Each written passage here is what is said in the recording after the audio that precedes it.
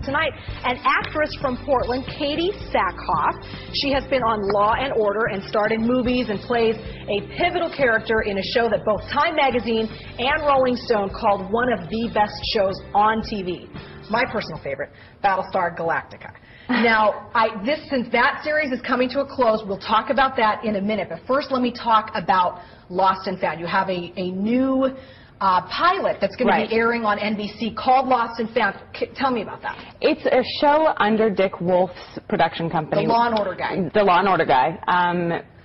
Written by a woman named Chris Levinson, who's just phenomenally funny.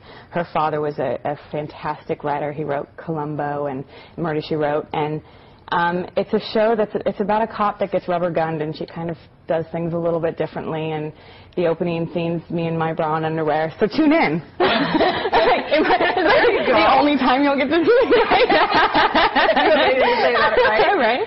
So yeah, so it's pretty funny. I'm really excited about it. It's with Brian Cox, who I'm a huge fan of, and Josh Cook, who's also done a lot of NBC shows, and so it's just a great cast and you know, great producers and writers. We're excited. Serious cop drama, funny cop drama. How would you describe it? It's not serious like Law and Order, but it's not Chuck. Yeah. So it's kind of Which like I also like. I love Chuck. Okay. I do. But it's kind of like House meets, you know, I don't know, Charlie's Angels or something. Okay, that works. I'm with you. House meets, I don't know. Like it's very quirky and funny, and it's not slapstick comedy. It's more, you know, off the cuff, witty, just really, really interesting, very smart written show. When should folks look for that?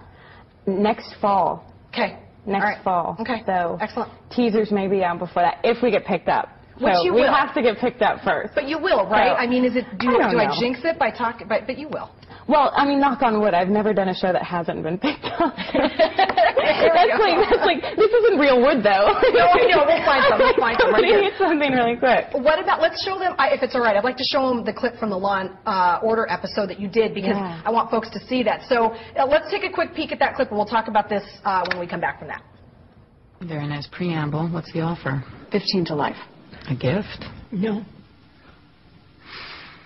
I won't go to jail for something I didn't do. Don't test us, Miss Carey. I didn't kill that bastard. You followed him back to his bus. You hunted him down. I didn't do it. I should have, but I didn't. We matched the slugs in his body. What's it like to be on that show that's got this legacy? That's there you go. Yeah. Get her done, girl. Yeah, exactly. Oh, wait. They're like, we can't have a show with Katee with her not beating someone up. She's got to beat someone up. Let's make him a guy that's really big, just for fun. So we have a question from actually someone who is watching the show right now. It was Paula, right, producer Aaron? And she wanted to know if because in this, oh, there we go, I can read it on the screen, makes it so much easier. She says, in Lost and Found, you again play someone with sort of less than complete respect for authority. And so is that Katee playing Katee? Because that's the second time you've kind of, or is this just because you're good at it? What's the deal? I'm good at not respecting authority. You know, I think it's just something that I've got down at this point. You'd have to ask my school teachers and my mom. I think that I've always kind of bucked authority a little bit, but I've always had respect for it. I've pushed the limits a little bit, but I just think it's more fun to play characters that don't walk a straight line. It makes things much more interesting. It's fun. It's more fun to go to work and play those characters. And you know, I mean, she's not crazy like Sarah Corvus from Bionic Woman, but this character's a little. She's been ordered to go to some therapy. When you did Battlestar Galactica and you got the script, had you any clue how this was going to take your life and get on the tracks because the train's rolling? No, not at all. I mean, I grew up watching sci-fi, so I was a big fan of, not this show, but just of sci-fi in general. Right. And so I had no idea, though. I always thought it would be like, you know, the serious shows that I had done before that. And it was fantastic. But every time we got picked up, I was like, really? Again? Wow, okay. All right, well, I guess they like it. People are watching it. So but it was the best show that I've ever been on. You can't repeat that. And now it's it really is fantastic. I don't mean to be all fangirlish about it, but it really is a great show. Everything came together brilliantly, and that doesn't happen a lot. And they went out at the right time. I know the fans are upset about it, but you know, it kept things fresh and new, and things didn't get stagnant and boring. And So it's time. It's Michael wants to know could you ever explain to non-Battlestar Galactica fans in like 20 seconds what the show's about? Yes. How? Okay, try. I'm curious. It is a show that post 9/11 gave an audience a brilliant look into war and family life and love and politics and religion, and did it in a venue that, because it was sci-fi, we were able to honestly discuss matters. On a side note, you and I have something in common. We both ride motorcycles. Really? Yes. Fantastic. I love my bike. I'm in the process of trying to sell mine and getting a bigger one. I was just going to say, you actually ride a real bike. I ride a little Virago 250. So I'm like the meh, meh, here comes the scooter. That's bigger than my dirt bike. My dirt bike's like 125. Okay. Whew, someone actually. Anyway, do you have a chance to spend a lot of time? Have you ever done weather? Would you like to try it? No, say no. I tried it. It was a disaster. I've never done weather, but I think that I've seen Anchorman so many times. But you've got the stick down, right? Nice. I'll just do a lot of this in this region where I would never know. We're going to get you in. No, fire up the chroma key wall. yeah, let's do it. All right, as long as I have a pointer. Okay. All right, so you'll follow him over. You're going to make me guess where places are, though. You're going to be like, we're having figure snowfall in Hillsborough. I guarantee you she'll do better than I did. I guarantee it. I guarantee You're going to say Nevada, and I'm going to reach over by, like, Montana. No, it's all local. That's good. That'll be fine. That'll be good. Okay, somehow Matt Zaffino has talked Katee Sackhoff into giving her best effort.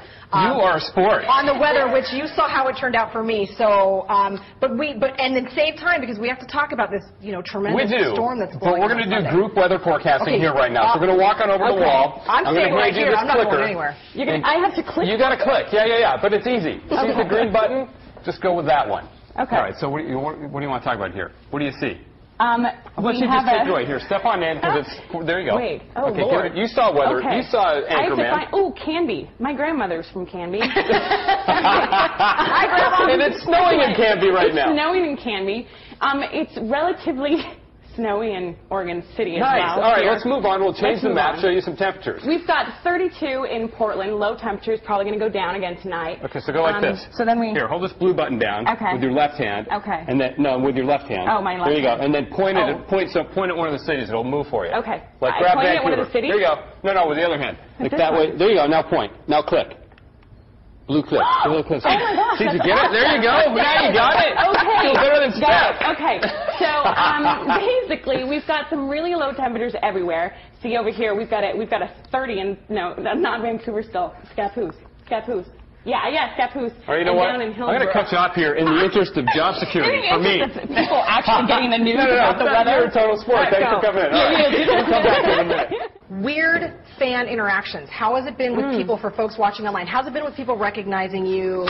Most folks are probably pretty respectful. Most people are extremely respectful. It's not. It only gets weird when someone steps over a boundary. Like, there's just boundaries for everyone. Like, everyone has like their little bubble and like what they're doing, and so it's weird to have that encroached upon. Especially, and sometimes they're like, didn't someone once ask for your gum? Yeah, they did. That's creepy. Yeah, but I'm listening. What's even more creepy is that I think that, and I might be making this up, but I swear I heard that Britney Spears' pregnancy test was on eBay. And so my joke is that we did not tease weird. Yes. That my gum would be next to, like, right after. It would go for a lot less money than Britney Spears' pregnancy test. But isn't that weird? The fact that people rifle through garbage and Okay, I have 30 seconds. Nerdliness, one of the Twitter guys. I love Twitter, but you also know, because I like Facebook, MySpace, that whole 9 yards. Wants to know would you ever consider celebrity boxing Dirk Benedict in an epic battle of the Starbucks? Really? Really? Come on, guys. It is quite funny. But you know. 15 seconds. I'll get to a point, you know. Hopefully I won't get to a point. You've been a treat. Thank you for sticking around so much. Thank you for having me. I really appreciate it. You guys have a wonderful weekend. Thanks so much. We will see you Monday. Goodbye. Have a good holiday. Tuesday. Wednesday, Monday.